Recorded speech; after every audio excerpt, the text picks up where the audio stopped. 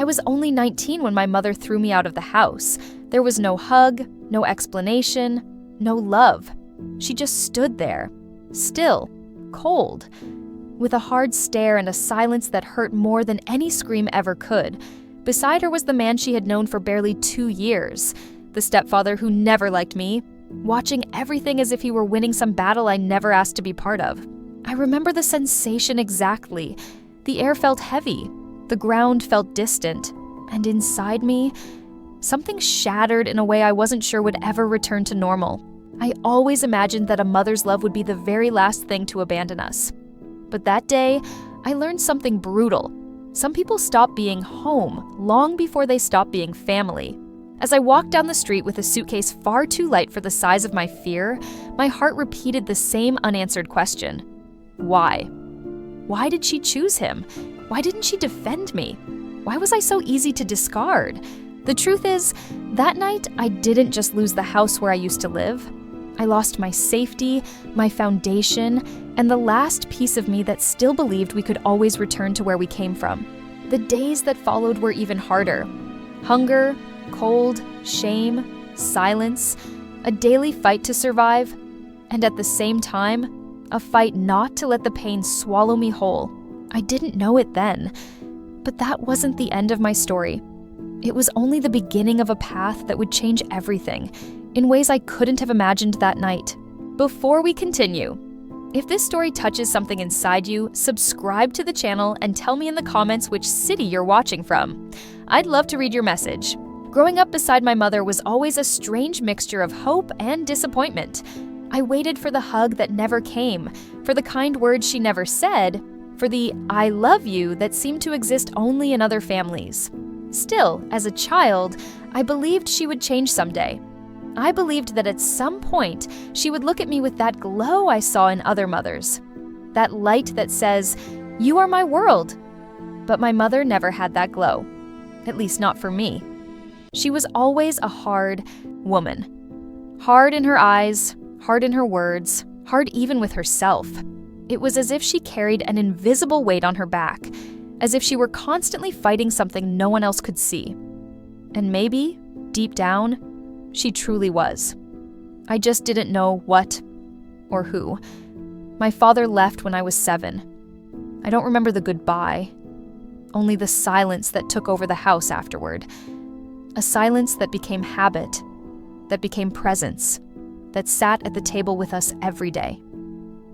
After he left, my mother became even more closed off, more distant, more impatient with me. There were many times when I felt she blamed me, not for something I did, but simply for existing. I grew up with the impression that my presence reminded her of something she was desperate to forget. And then, when I was 17, he appeared, the man who would change our home forever. My mother met him at work, and within a few months, he was already having dinner with us as if he had always belonged there. From the beginning, something in me felt wrong. I can't explain it clearly. It was just the air. It felt heavier when he walked in. He looked at me in a strange way, not with desire or with open hostility, but with a quiet rejection, as if I were an inconvenience standing in his way. My mother, on the other hand, she became someone else. She laughed more, dressed up more, tried to prove to him and maybe to herself that she was still worthy of being loved. But that effort created distance between us. The more attention she gave him, the less there was left for me. With time, his behavior changed. At first, he was polite, almost too polite. Then came the opinions about everything I did, my clothes, my friends, the way I spoke, even the way I sat at the table. And my mother, she agreed with him about everything. I tried to talk to her, tried to open my heart, tried to explain that I felt pushed out of my own home, but she always said the same phrase. "You need to understand, it's not just us anymore." The phrase sounded harmless, but every time she said it, something inside me died a little more. Because deep down, I understood what she really meant. There was no space for me anymore. When I turned 18, things got worse. Arguments grew more frequent. Anything I said became a reason for a fight, and her eyes, those already hard eyes, became even colder, more distant, more foreign.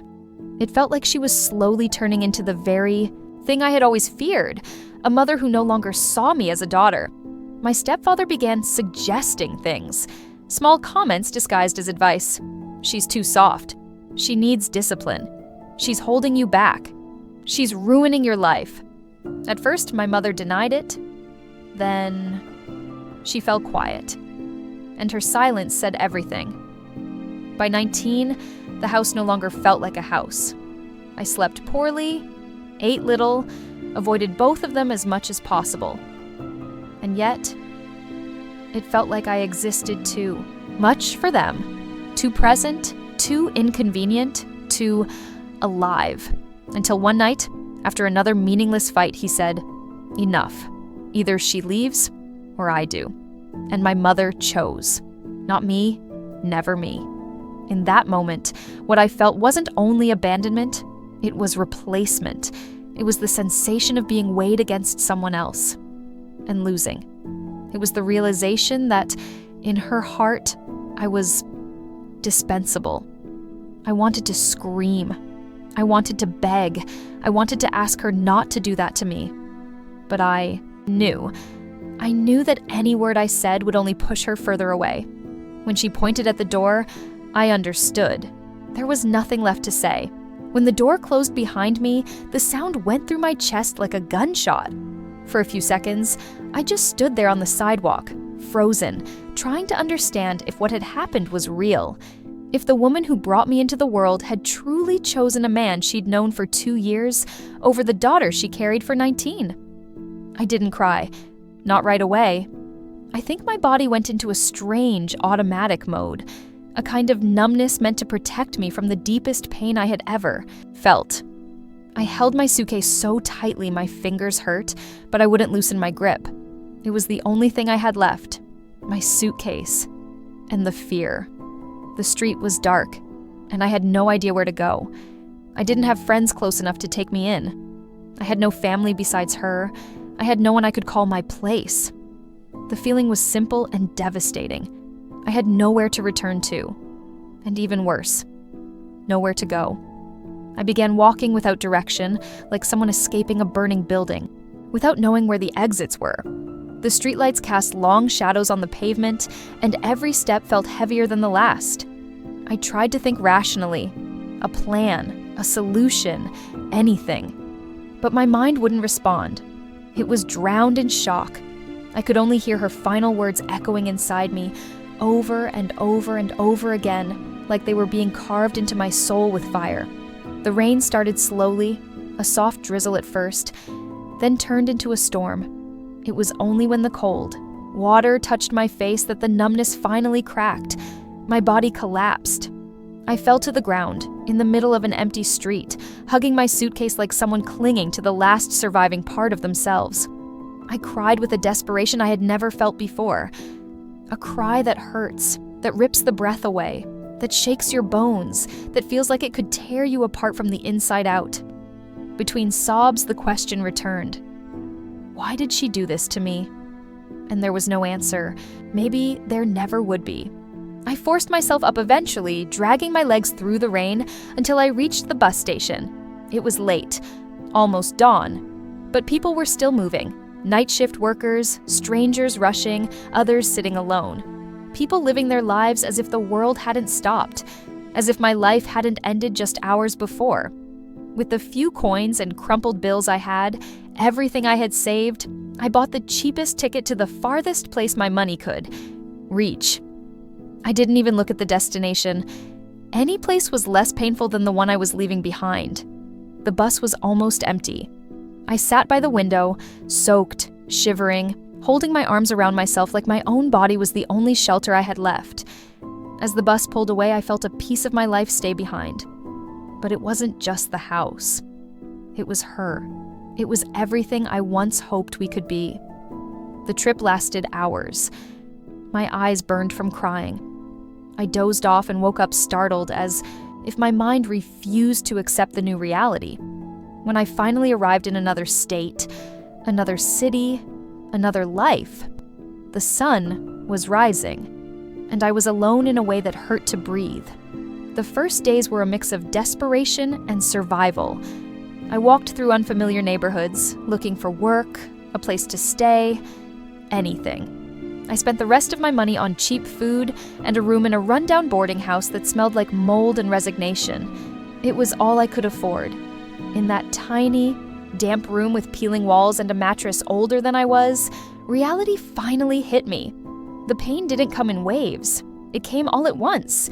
And I wondered if I would ever be able to breathe without feeling that weight crushing my chest. For days, I avoided thinking about her. Thinking about her was a wound raw enough to bleed at the slightest touch. So I focused on the basics. Find work, survive another day, pay another night, buy another meal. That was all I allowed myself to do. Until one morning, while walking down the sidewalk looking for a job, a woman handed me a small flyer. I took it without thinking. Didn't even look at it at first.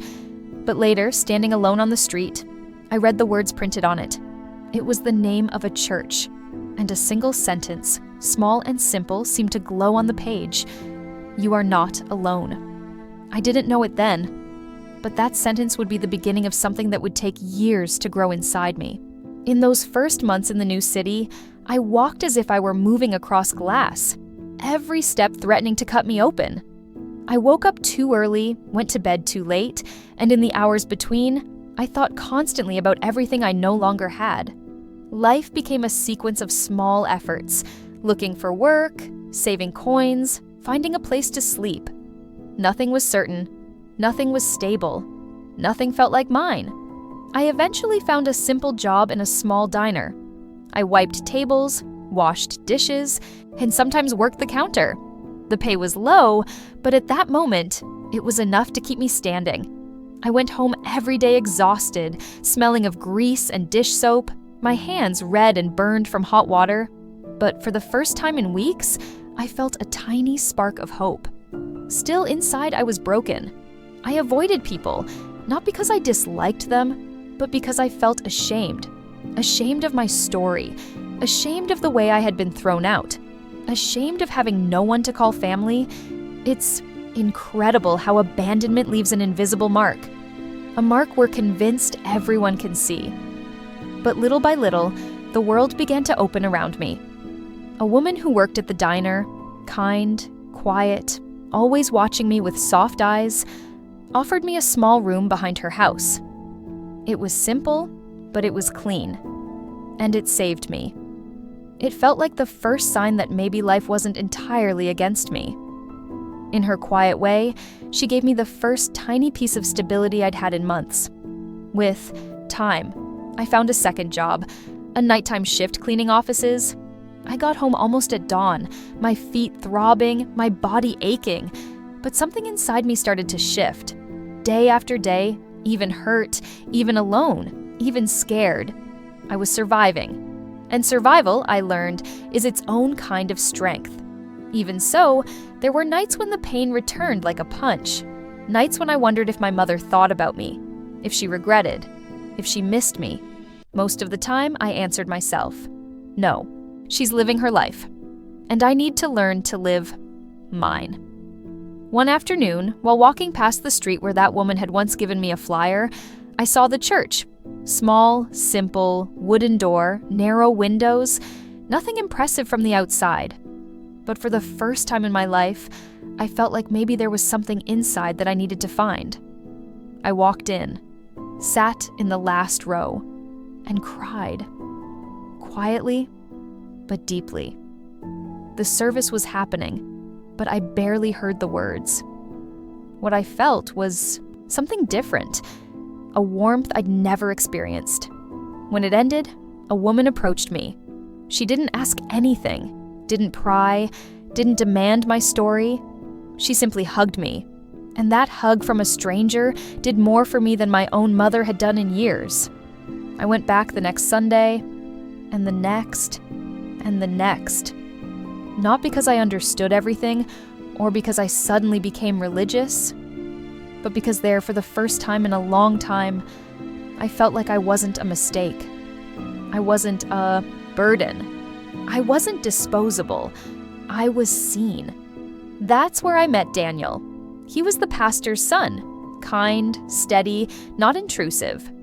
Every time I arrived, he greeted me with a small smile, a nod, and never crossed boundaries. Somehow he saw more than I was showing, but respected the parts of me that still hurt. Little by little, he became my first real friend in that city. Our friendship grew slowly. Simple conversations after service, small jokes, tiny acts of help. He never asked about my mother, and I was grateful. It was as if he knew my story needed to be respected before it could be spoken. As time passed, I moved out of the woman's back room and rented my own place. Small, but mine. I changed jobs, then changed again. Each step felt fragile, but it was progress. The wounds were still there, but now they were healing. Quietly, gently. And with time, my life began to take shape. I learned how to manage money, plan small futures, then slightly bigger ones. By the time I was 26, approaching 27, I realized something unbelievable. Despite everything, I was becoming someone I recognized. Not the rejected girl, not the abandoned daughter, but a woman who survived, who grew, who built something new. At 27, I got a better job. At 28, I moved into a more comfortable apartment. And at 29, Daniel stopped being just a friend.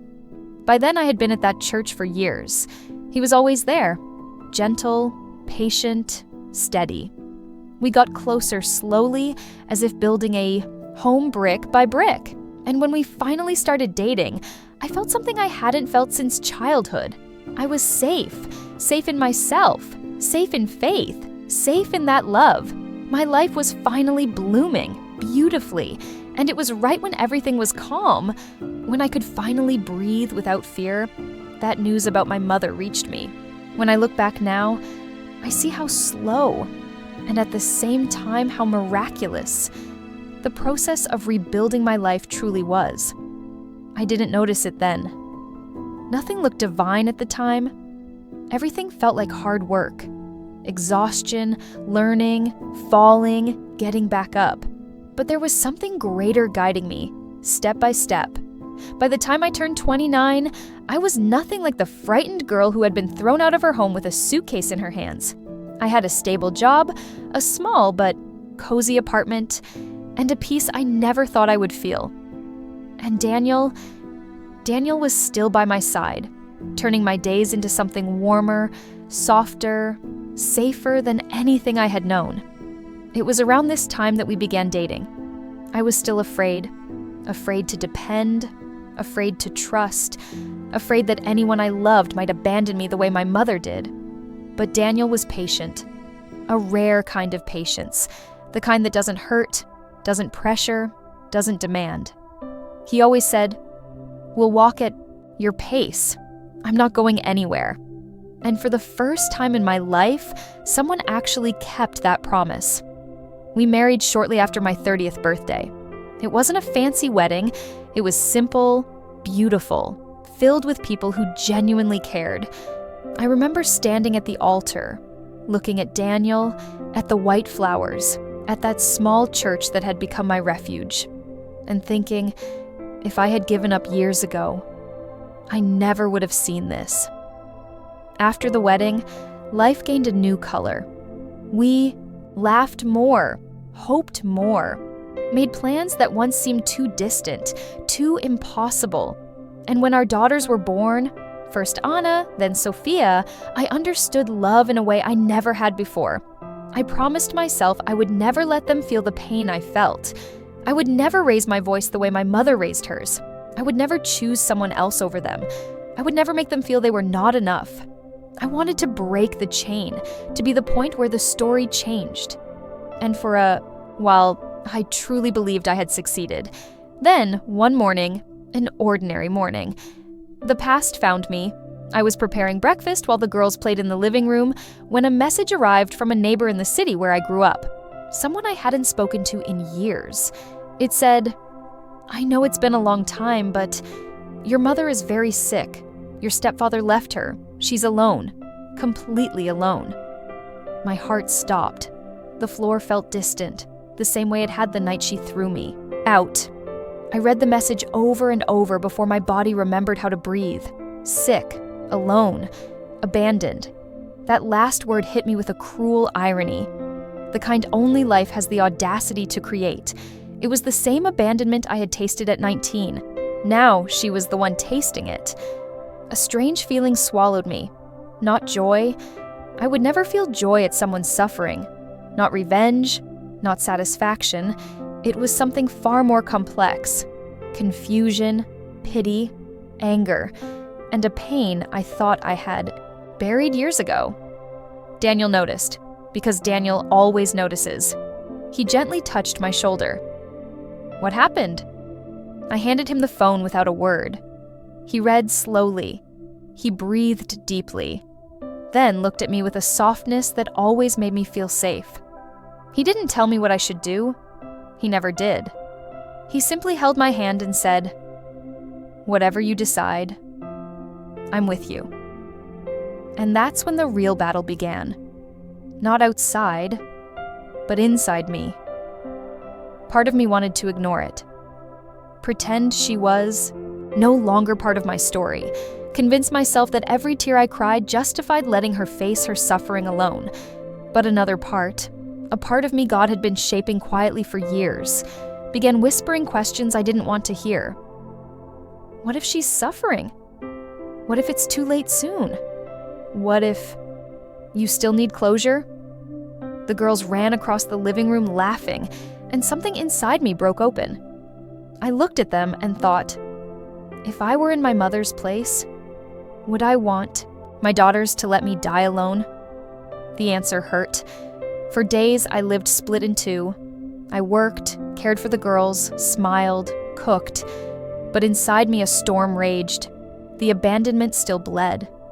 But the idea of ignoring someone who was suffering, even someone who had caused me so much pain, felt unbearable. One night after everyone was asleep, I sat on the living room floor, drew my knees to my chest, and cried in a way I hadn't cried in years. Not the cry of a girl abandoned in the rain, the cry of a woman faced with an impossible decision. And there, with my face buried in my hands, I finally understood something.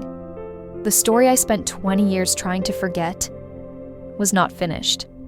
And if I truly wanted to be free, really free, I might have to return to the place I was expelled from. Deciding to go back was not easy. I thought about giving up countless times, while packing my suitcase, while leaving the girls with my mother-in-law, while Daniel placed his hand on my shoulder and said he would drive there with me. The road felt longer than it truly was. With every kilometer, my chest grew heavier. Facing my mother after 20 years wasn't only about revisiting a painful past, it was also about revisiting the version of myself I was forced to leave behind. When we finally arrived, the city looked smaller. Or maybe I was the one who had grown. The neighbor who had messaged me greeted us at the door. She seemed relieved to see me there, as if afraid it might already be too late. "She's gotten worse these last few days," she said softly. "She's very weak, and she asks about you a lot." Her words hit me like a cold wind. I followed her down the narrow hallway. Each step echoed inside me like I was walking straight into the past. And then, as I turned the final doorway, I saw her. My mother lay in a simple bed, thin, fragile, her eyes sunken, eyes that had lost the hard, sharp glow I feared so much in my youth. She looked like a faded version of the woman who had expelled me, a version carrying regret in every line of her face. When she noticed me, she tried to straighten herself, but her body was too weak. Her lips parted, trembling. "Is it really you?" I nodded. For a moment, words failed both of us. I approached slowly. My legs felt numb, my hands cold, my heart torn between wounds and compassion. She lifted her hand, hesitant, almost afraid I would refuse the gesture. I held it. Her skin was cold, paper thin, a fragile reminder of the years that had passed.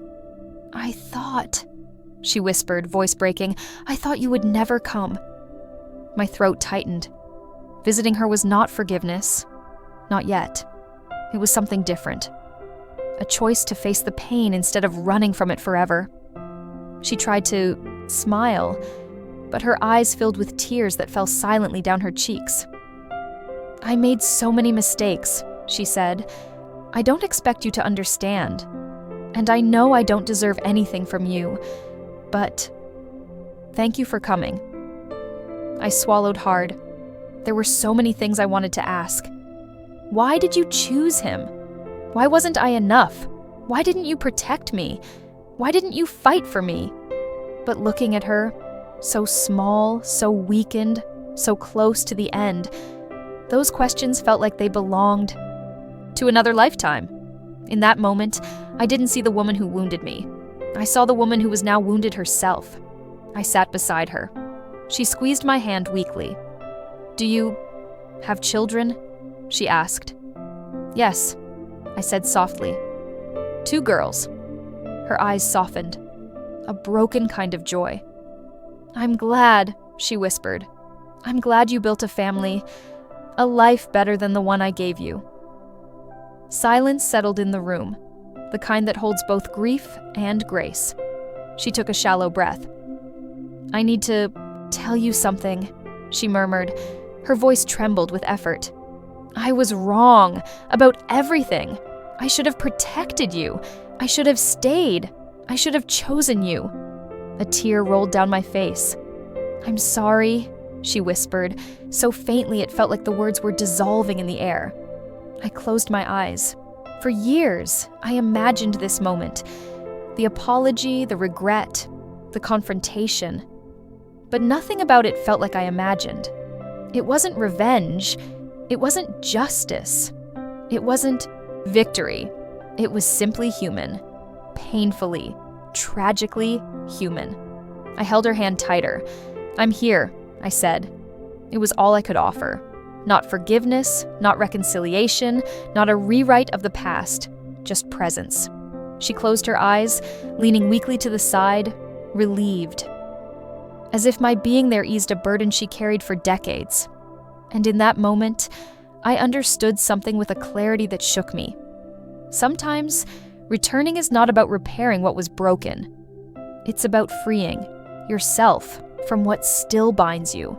I didn't leave that room healed, but I left lighter. Because for the first time since I was 19, I was no longer running from the story that made me who I was. When I returned home after my mother's death, the world felt quieter. Daniel drove slowly, the way someone does when they know it's not just a body returning home, but a heart still trying to understand everything it just lived. In the back seat, my daughters slept with their little faces resting against each other. I watched them through the rearview mirror and felt something that was hard to describe. A mixture of gratitude, guilt, and peace. All at once. Gratitude for being able to give them everything I once wished to receive. Guilt for carrying so much anger inside me for so many years, even if I never chose that. And peace, because the story that had followed me since adolescence had finally reached an end. When we arrived, I left my bags in the corner of the living room and sat on the floor, breathing in the familiar scent of our home. My home. A real home. Not built by walls, but by people. My mother's death didn't erase what she did. It didn't erase the abandonment. It didn't erase the nights I cried. It didn't erase the years of silence I carried like an invisible wound. But it did erase something inside me. It erased the idea that I needed answers to move forward. It erased the weight of believing my story only had value if she had changed earlier. And it erased the illusion that I needed perfect apologies to release something that, in the end, only hurt me. I discovered that forgiveness doesn't happen when someone changes, nor when they ask, nor when they deserve it. Forgiveness is born the moment you understand that what was done to you does not define who you are, that the pain someone gave you is not a tattoo carved into your chest, and that holding on to resentment is like drinking poison and expecting the other person to die. Forgiveness, in truth, is the key that opens the door of your own prison. I learned this the moment I held my mother's hand and realized that, despite everything, She was far too human to hate.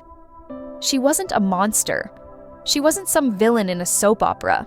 She was a broken woman, trying to survive, making bad choices because she never learned how to make better ones. In her face, I saw what I could have become if I had taken a different path.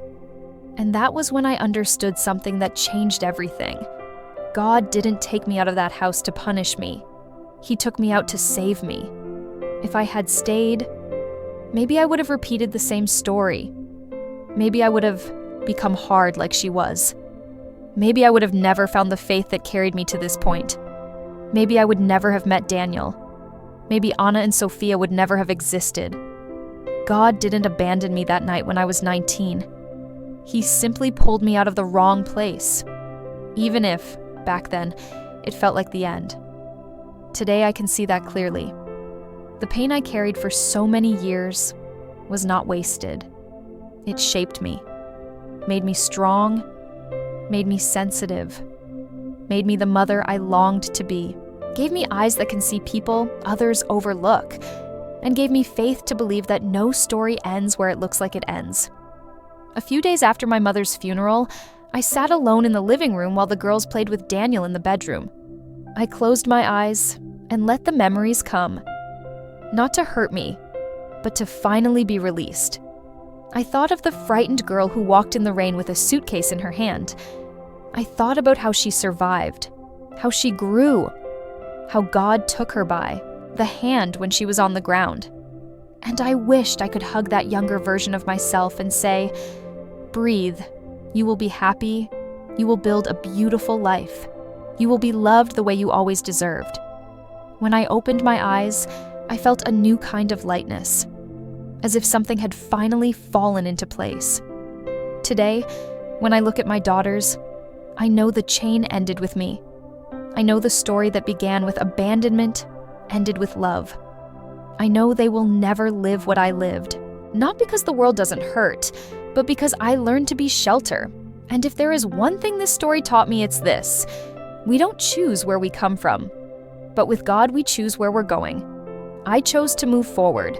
I chose to forgive. I chose to love. And most of all, I chose not to repeat the pain that once destroyed me. If you lived something similar, please, don't give up on yourself. Life has a way of closing cycles we could never close alone. And love? True. Love always finds a way to rebuild what pain tried to destroy.